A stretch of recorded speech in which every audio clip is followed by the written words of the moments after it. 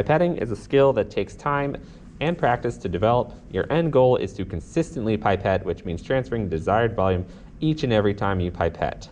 Micropipettes are used to pipette sub-milliliter or microliter volumes. They're extremely common in research labs, particularly cellular and molecular biology labs, where they're probably the most ubiquitous tools behind scales, balances, and centrifuges. They come in many sizes and shapes, so ours typically range from 2 microliters to 1,000 microliters. Some go as high as 5 milliliters. They come in different shapes. So these are all single channel pipettes, meaning they have one shaft. You can have multi-channel pipettes used with like plating 96 well plates. These 4 are variable pipettes, meaning you can set the volumes on them, while this one is a fixed pipette, meaning it does a singular volume. In this case, this is a 100 microliter pipette. So micropipettes are delicate tools and should always be handled with care. Whenever you're working with them, you want to gently pick them up, set them down, and be careful not to drop or accidentally slam them on the table. Typically, we store them vertically when they're not in use, but during experiments, it's fine to set them down. There are 2 main ways in which people hold pipettes. Some people, like myself, like to use their thumbs to pipette, and others prefer to use their index fingers to pipette. There are 2 things you want to check before you pipette. First, you want to make sure you're using the correct pipette. So this is a 100 to 1,000 microliter pipette. Second, you want to make sure you're pipetting the right volume. So this pipette can obviously pipette between 100 and 1,000 microliters.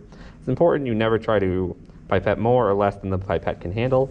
And you can tell how much the pipette wants to pipette from the indicator on the side of it.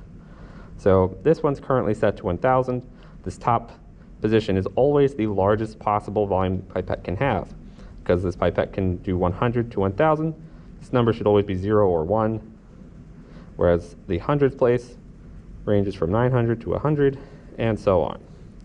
So right now I could set this to measure 790. If I want to go in between, I could make it like 795. If you're going to frequently pipette something, you can also, depending on the model, lock the pipette so you can't change the volume mid-experiment. So if you just pull up this brace, you can stop yourself from rotating this. Once you're sure you have the right pipette and the correct volume, you want to make sure that you have a tip on your pipette. So tips come in many sizes. Here I have out yellow tips, which work on the 20, 100, and 200 microliter pipettes, and the 1,000 microliter tips, which are good for this pipette. So in order to attach a tip to your pipette, you simply open the box and stab your pipette onto it. Press firmly onto it and pull straight up. If you pull at an angle, you can sometimes pull out the tips, which will knock the box over. Don't ever pick up a pipette tip and put it on with your hand.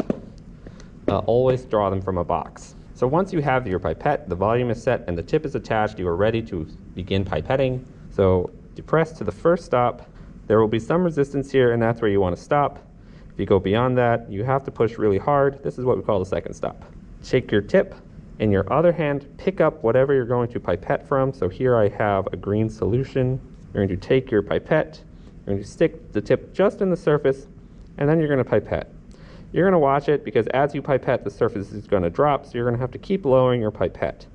It's important that you don't place your pipette all the way into your solution, as this can get liquid stuck on the exterior of it. So you want to make sure there are no droplets on the exterior of the tip.